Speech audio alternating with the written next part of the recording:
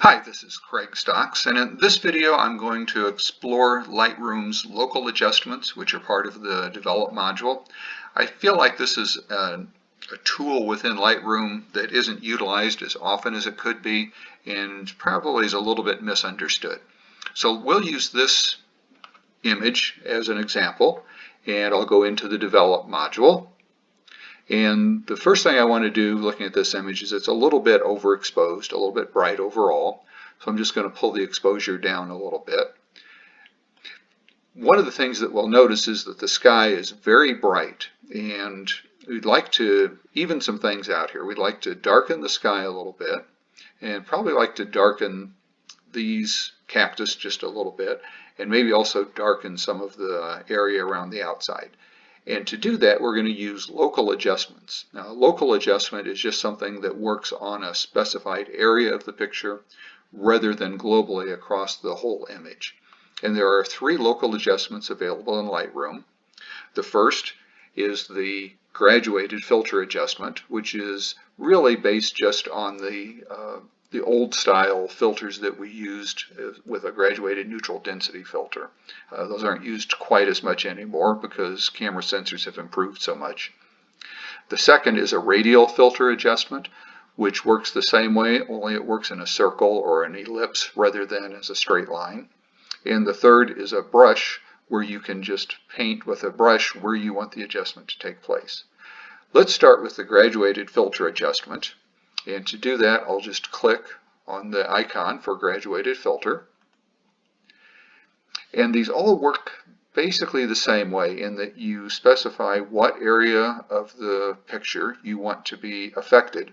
And then you have a whole set of sliders, very similar to the Develop module, where you can adjust the color with the temperature and tint, exposure, contrast, highlights, shadows, texture, clarity, saturation, sharpness, and so forth.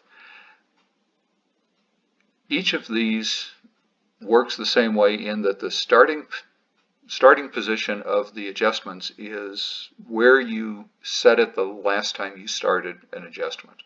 So for instance, if I set this to around a -1 exposure, and then when I move the cursor over the image, you can see that I have a crosshair. And with the graduated filter adjustment, I'm going to click and drag where I want the transition to occur from the filter being fully applied to where the filter would be not applied at all. So for instance, if I click here in the middle of the sky, click, hold, and drag down, you can see it's applying that filter. And the further down I pull the filter, the more separated those parallel lines become, and the more it applies that adjustment further down into the image. And then when I let go, it applies it, or it shows me where it would be applied, and it graduates from 100% to 0%, so it's feathered in this region. The filled in dot, there's a circle here, and it's filled in with black in the center. That shows me that that's the adjustment that's currently targeted. I can move my cursor over it, it turns into a hand, and I can move that around if I want to reposition it. I can also reposition the start and stop if I want it to be more or less. I can hover over the center line and even adjust the tilt.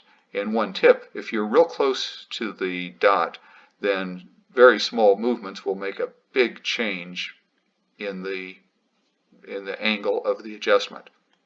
If I move further out, then I have a lot more finesse in how I can adjust the tilt of that. Once it's drawn, I can come back over to the sliders, and I can change the sliders to be whatever I want them to be. I can darken the highlights, the whites, I can change the saturation, I can even change the color if I wanted to put more blue or magenta into the sky. Basically, whatever you want to do that you think looks good, you can make those adjustments. If I then go to the radial filter adjustment, for instance, and you'll notice when I go to the radial filter adjustment, the sliders by default are at that -1, which is where I set it before I started the last adjustment. And that's still okay, we can just leave it there. When I click and drag with the cursor in the radial adjustment, I can draw a circle or an ellipse. I'm just holding down the cursor and moving the cursor around. Once I let go, again, I can reposition this to be wherever I want it to be. And I also have an additional control with an invert box. And by checking or unchecking that, I can choose whether I want to apply the adjustment inside the ellipse or outside the ellipse. In this case, let's apply it inside, but rather than darkening the exposure so much, let me just double click on this and that'll reset the slider. Let's just darken the highlights and the whites a little bit so that the cactus, I still want that glow, but not quite as extreme as it was. Now, if I go back to the graduated filter adjustment, you'll notice that the dot is there, but it's not filled in. By default, it always starts with a new selected up here. However, if I hover over an existing dot and click on it, it will reselect that dot, and I can again come back and fine-tune my sliders to something different. So you can continue to adjust back and forth. I can go back to the radial filter and select this dot and adjust this one further. The third thing I might want to do is to darken especially the highlights around the edge here. And to do that, I'll go to the adjustment brush. And again, very similar. It defaults to where it was the last time I started one, which was this -1. And now I have a brush. Let me move it up into, I guess here's as good as any. You can see that there's two concentric circles, an inside circle and an outside circle. The inner circle will be applied 100%, and then outside of the outside circle, it won't be applied at all, and it will feather from the inside to the outside. There's a feather adjustment that you can even visualize by seeing the size of the inner and outer, really the size of the outer circle change. You can also change the size of the brush here. If you have a mouse wheel, you can just use the wheel on the mouse to adjust the size of the brush. And when you click and brush, you're basically just brushing in that adjustment. So here's the dot that indicates this set of brush adjustments. And again, I can come back to the sliders after I've drawn the adjustment and change these up or down however I want to adjust that application. And that's really all there is to it. You have a graduated filter that we use to darken the sky. We have a radial filter that we use to darken some of the highlights in the cactus. And then we have the brush tool that we used to darken some of this reflection off of the ground around the cactus.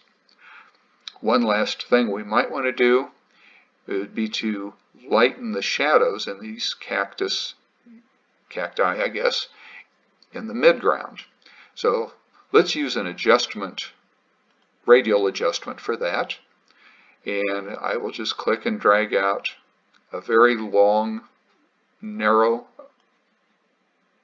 ellipse. Position that so that it's encompassing the dark bodies of the cacti in the distance. And I'll just reset the exposure, and let's just brighten the shadows. And what that's going to do is brighten those shadows that were in the distance a little bit with minimal impact on the hills in the background and the sky. And that balances the foreground and the background a little bit better. So that's an overview of the adjustment tools in the Develop module in Lightroom. I hope you found this enjoyable and useful. If you have any questions, let me know in the comments. Thank you, and have a good day.